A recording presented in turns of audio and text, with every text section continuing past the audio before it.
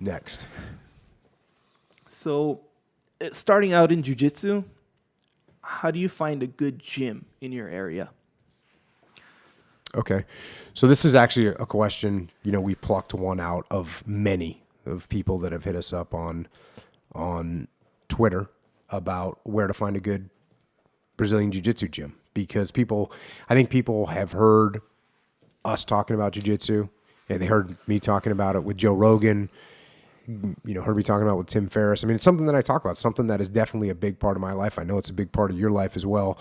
And so people think, I'd like to check that out. And I think that's awesome. And if you're out there and you're going to ask me if you should start jiu-jitsu, and you're going to give me a whole bunch of quantifiers that you're old, or you work a lot, or you've been sick, or you've been injured, or whatever you're going to tell me, and I can tell you 99.9% of the time, my answer is going to be yes, you should start jiu-jitsu. Except if your sickness is contagious. Or if you're a bully. Or you're a sadist. Yeah, if you're an evil person that's hungry for power, I'm going to tell you don't start jiu-jitsu, because you're going to use it for bad things. Yeah, and even before that, I think you might get it turned on you. You know how, because it's really easy depends on the school, but for the most part, it's really easy to spot a bully when it comes into the gym, and it doesn't fare well. It doesn't fare well. It'll maybe fare well for a day, or even maybe 1 5-minute match or something like that. Yeah. But man, it doesn't. Jiu-jitsu is a self-regulating scene. For the most part, yes. A self-regulating scene. Very few people can maintain, and most people with bullying attitudes don't have the humility to continue in jiu-jitsu for a long time anyways. Yes. So that's another way that it self-polices. So how do you find a good jiu-jitsu gym? Obviously, you start with Google. You find out some locations. To me, proximity is very important. So you want a place that's, on your way to work, on your way home from work, close to your house. So it's somewhere that you're going to get in there and train, because you don't want to sign up for a gym and never go because it's too far, too out of the way. So proximity is definitely a factor. Then you got to ask yourself, what are you looking for? Because jiu-jitsu gyms vary tremendously in how they're set up, how they're run, and all those things. I mean, there's really super traditional Brazilian jiu-jitsu gyms where you bow before you get on the mat. You bow after you bow to the instructor when you're going to talk to him. They're very strict with uniforms. So, only a white uniform. You have to have this certain patch on your uniform to represent the school. That's one type of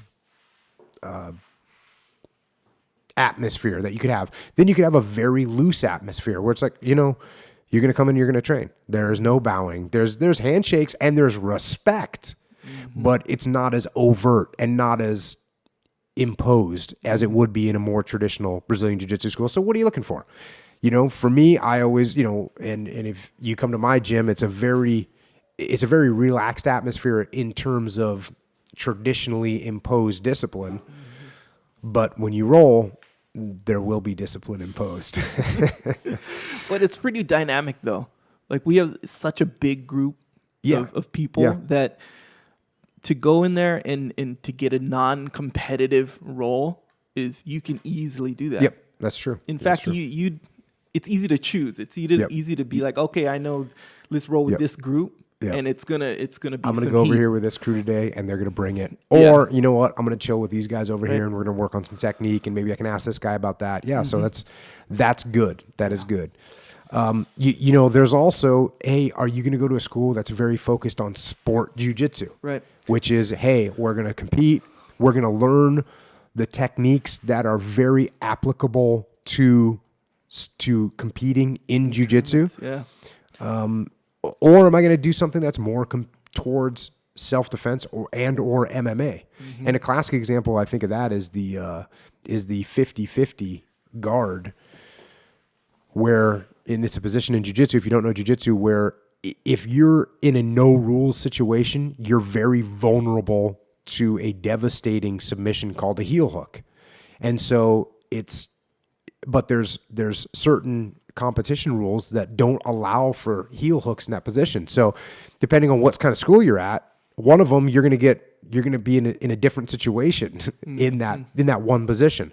And actually at our school, we do both. But do you want to do MMA focus? Do you want to do gi or no gi? And again, there's benefits to both those, and they're both fun. And I like training both.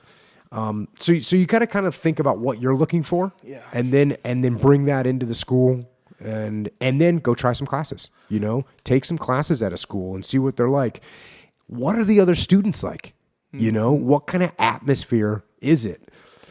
Do they have like the similar goals? If you want to compete, if that's your goal, then are the other people that you talk to, are they like, yeah, I compete all the time, there's a tournament coming up? Or are they like, yeah, we compete sometimes, or actually I don't care about competing? Because there's plenty of people that train jiu-jitsu that they don't care about competing. Is there, what's the attitude? Is there egos? Are people rolling with you trying to kill you? Which 99% of the time in a jiu-jitsu school is not going to happen, but it can happen. It can happen. So what? And then it's like, what was the instructor like? Is the instructor personal? Is the instructor, what we were talking about earlier? Is he clear? Is he concise? Is he understand? Can you understand him? Can you understand the way he's explaining moves? Now you got to give a little leeway there. If you jump into a class that's an advanced class, you're not going to understand everything, And people ask me how to get started on jiu-jitsu, and I tell them go immersion training, just like a language. Just get in there and start training, and you're going to get destroyed at first. And then you're going to slowly learn, and the next thing you know, that's the fastest way to learn a language, is to get immersed in it, and do the same thing with jiu-jitsu. Is the instructor having fun? Is the guy having fun, or the girl, are they having fun teaching? Is it a fun thing? Because you want jiu-jitsu to be fun, and you want the instructor to be having fun. Because if the instructor's not having fun, well, then what are they going to be like in 6 months? If they're not having fun today, then what are they going to be like in 6 months? So that's another important piece. Yeah, when you talk about what you're looking for, in jiu-jitsu, and in my experience, there's so many elements of it to look for. Like if you say, okay, do I want to learn MMA? Learning MMA or fighting is the sport of fighting compared to, like, for example, the Gracie Academy Torrance. Their jiu-jitsu is self-defense in regards to fighting, getting into a fight, or if someone attacks you in a fight. That's way different than training in MMA. Training in MMA is the sport of MMA. Right. You're going to learn a lot of moves that you're probably not going to learn things that a quote unquote an attacker. I mean, you will, but it's not focused on that. You're not going to learn stuff that an attacker is going to do to you. So even that differentiation is just the fighting part alone. Yeah. That's not to mention the competition part. Yeah.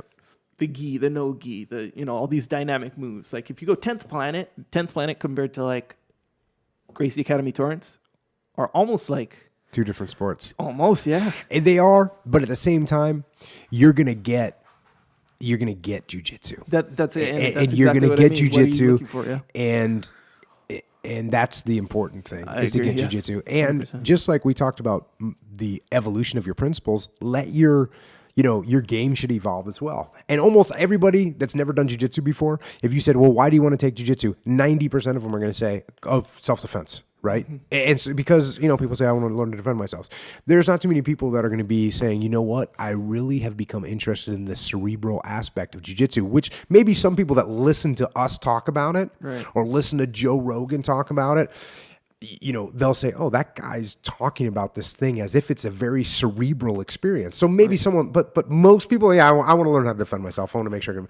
So, but you're going to evolve past that, because after 6 months of training, you can handle yourself in the street, regardless if you went to 10th Planet or you went to the Gracie Academy. You're going to be able to handle yourself in the street. Yeah. And so then it becomes an obsession of how did that move happen? Yeah. And so that's what you got to...